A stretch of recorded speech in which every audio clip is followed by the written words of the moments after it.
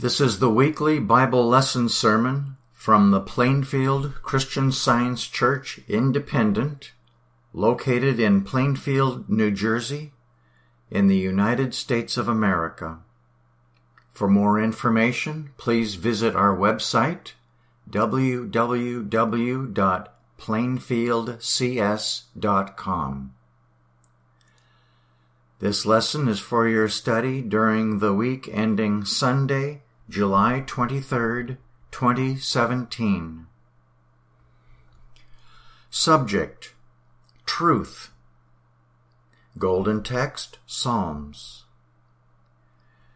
Thy word is true from the beginning, and every one of thy righteous judgments endureth forever. Responsive reading: Psalms. The Lord is righteous in all his ways, and holy in all his works. The Lord is nigh unto all them that call upon him, to all that call upon him in truth. He will fulfill the desire of them that fear him. He also will hear their cry, and will save them.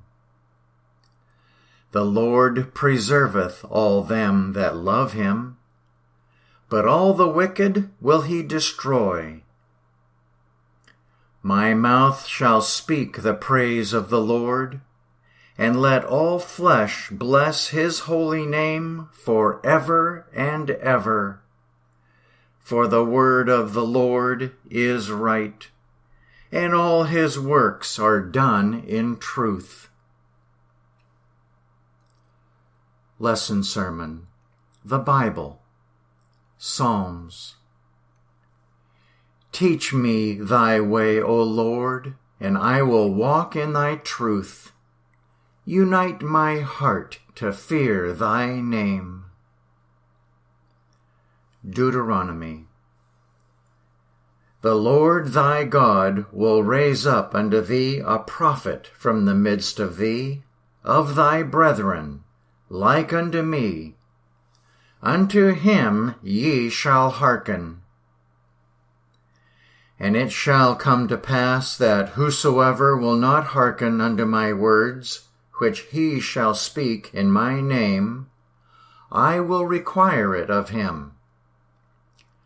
But the prophet which shall presume to speak a word in my name, which I have not commanded him to speak, or that shall speak in the name of other gods, even that prophet shall die.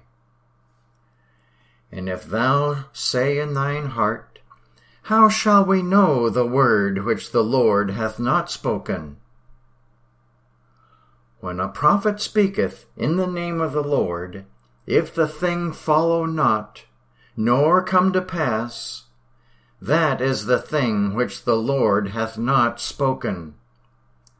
But the prophet hath spoken it presumptuously. Thou shalt not be afraid of him. 1 Kings. And it came to pass in the 3rd year that Jehoshaphat, the king of Judah, came down to the king of Israel. And Jehoshaphat said unto the king of Israel, Inquire, I pray thee, at the word of the Lord today. Then the king of Israel gathered the prophets together, about 400 men, and said unto them, Shall I go against Ramoth-Gilead to battle, or shall I forbear? And they said, Go up, for the Lord shall deliver it into the hand of the king.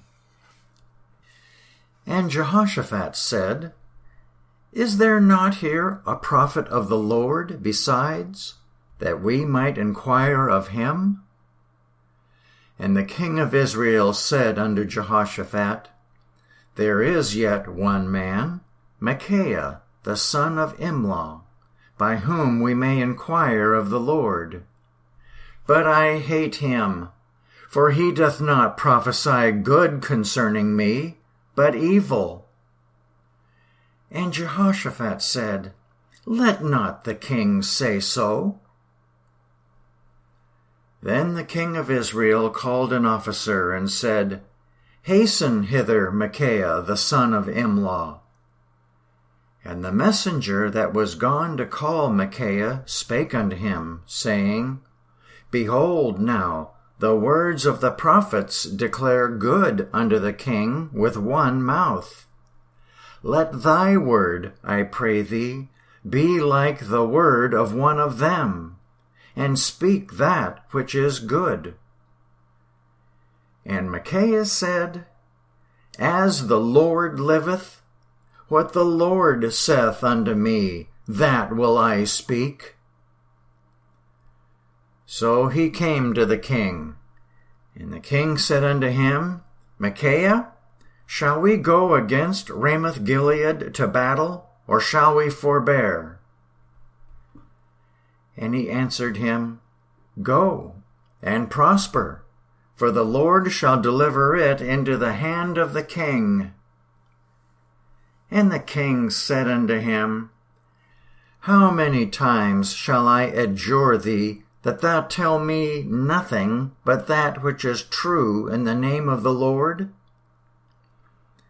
And he said, I saw all Israel scattered upon the hills, as sheep that have not a shepherd. And the Lord said, These have no master.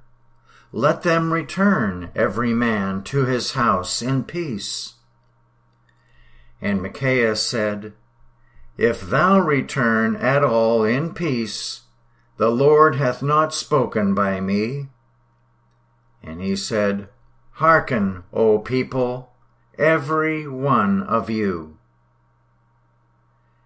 And a certain man drew a bow at a venture, and smote the king of Israel between the joints of the harness. John. And Jesus said, I am the light of the world. He that followeth me shall not walk in darkness, but shall have the light of life. To this end was I born, and for this cause came I into the world, that I should bear witness unto the truth. Every one that is of the truth heareth my voice. I have many things to say and to judge of you, but he that sent me is true, and I speak to the world those things which I have heard of him. They understood not that he spake to them of the Father. Then said Jesus unto them, When ye have lifted up the Son of Man, then shall ye know that I am he, and that I do nothing of myself, but as my Father hath taught me, I speak these things. And he that sent me is with me. The Father hath not left me alone, for I do always those things that please him. As he spake these words, many believed on him. Then said Jesus to those Jews which believed on him, If ye continue in my word, then are ye my disciples indeed, and ye shall know the truth, and the truth shall make you free. 2 Corinthians. Therefore, as ye abound in every thing, in faith, and utterance, and knowledge, and in all diligence, and in your love to us, see that ye abound in this grace also, providing for honest things, not only in the sight of the Lord, but also in the sight of men. Examine yourselves whether ye be in the faith. Prove your own selves. Know ye not your own selves how that Jesus Christ is in you, except ye be reprobates? But I trust that ye shall know that we are not reprobates. Now I pray to God that ye do no evil, not that we should appear approved, but that ye should do that which is honest, though we be as reprobates. For we can do nothing against the truth, but for the truth. John. These words spake Jesus, and lifted up his eyes to heaven, and said, Sanctify them through thy truth. Thy word is truth. I will now read correlative passages from the Christian Science textbook, Science and Health with Key to the Scriptures, by Mary Baker Eddy. Christian Science brings to light truth and its supremacy, universal harmony, the entireness of God, good, and the nothingness of evil. The spiritual sense of truth must be gained before truth can be understood.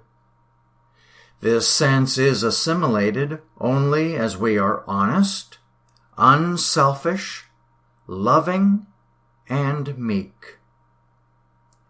In the soil of an honest and good heart, the seed must be sown. Late in the 19th century, I demonstrated the divine rules of Christian Science. They were submitted to the broadest practical test, and everywhere, when honestly applied under circumstances where demonstration was humanly possible, this science showed that truth had lost none of its divine and healing efficacy. Even though centuries had passed away since Jesus practiced these rules on the hills of Judea and in the valleys of Galilee. I have set forth Christian Science and its application to the treatment of disease just as I have discovered them. I have demonstrated through mind the effects of truth on the health, longevity, and morals of men. And I have found nothing in ancient or in modern systems on which to found my own, except the teachings and demonstrations of our great Master and the lives of prophets and apostles. The Bible has been my only authority. I have had no other guide in the straight and narrow way of truth. If Christendom resists the author's application of the word of science to Christianity, or questions her use of the word science, she will not therefore lose faith in Christianity, nor will Christianity lose its hold upon her. If God, the all-in-all, be the creator of the spiritual universe, including man, then everything entitled to a classification as truth or science must be comprised in a knowledge or understanding of God. For there can be nothing beyond illimitable divinity. There is no physical science, inasmuch as all truth proceeds from the divine mind. Therefore, truth is not human, and is not a law of matter, for matter is not a lawgiver. Science is an emanation of divine mind, and is alone able to interpret God aright. It has a spiritual, and not a material origin. It is a divine utterance, the Comforter which leadeth into all truth. An inquirer once said to the discoverer of Christian Science, "I like your explanations of truth, but I do not comprehend what you say about error." This is the nature of error. The mark of ignorance is on its forehead, for it neither understands nor can be understood. Error would have itself received as mind, as if it were as real and God-created as truth. But Christian Science attributes to error neither entity nor power, because error is neither mind nor the outcome of mind. Truth fosters the idea of truth, and not the belief in illusion or error. That which is real is sustained by spirit. Truth makes no laws to regulate sickness, sin, and death, for these are unknown to truth and should not be recognized as reality. Belief produces the results of belief, and the penalties it affixes last so long as the belief, and are inseparable from it. Truth, life, and love are the only legitimate and eternal demands on man, and they are spiritual lawgivers, enforcing obedience through divine statutes. Controlled by the divine intelligence, man is harmonious and eternal. Whosoever shall deny me before men, him will I also deny before my Father, which is in heaven.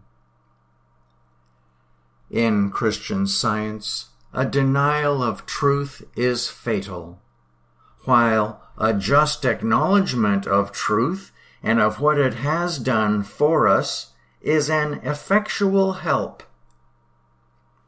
If pride, superstition, or any error prevents the honest recognition of benefits received, this will be a hindrance to the recovery of the sick and the success of the student. Ignorance of the divine idea betrays at once a greater ignorance of the divine principle of the idea, ignorance of truth and love. The understanding of truth and love, the principle which works out the ends of eternal good and destroys both faith in evil and the practice of evil, leads to the discernment of the divine idea. When needed, tell the truth concerning the lie. Evasion of truth cripples integrity and casts thee down from the pinnacle. It is Christian Science to do right, and nothing short of right doing has any claim to the name. To talk the right and live the wrong is foolish deceit, doing one's self the most harm. A grain of Christian Science does wonders for mortals, so omnipotent is truth. But more of Christian Science must be gained in order to continue in well-doing. You should practice well what you know, and you will then advance in proportion to your honesty and fidelity, qualities which ensure success in this science. When the illusion of sickness or sin tempts you, cling steadfastly to God and His idea. Allow nothing but His likeness to abide in your thought. Let neither fear nor doubt overshadow your clear sense and calm trust that the recognition of life harmonious, as life eternally is, can destroy any painful sense of or belief in that which life is not. Stick to the truth of being, in contradistinction to the error that life, substance, or intelligence can be in matter. Plead with an honest conviction of truth and a clear perception of the unchanging, unerring, and certain effect of divine science.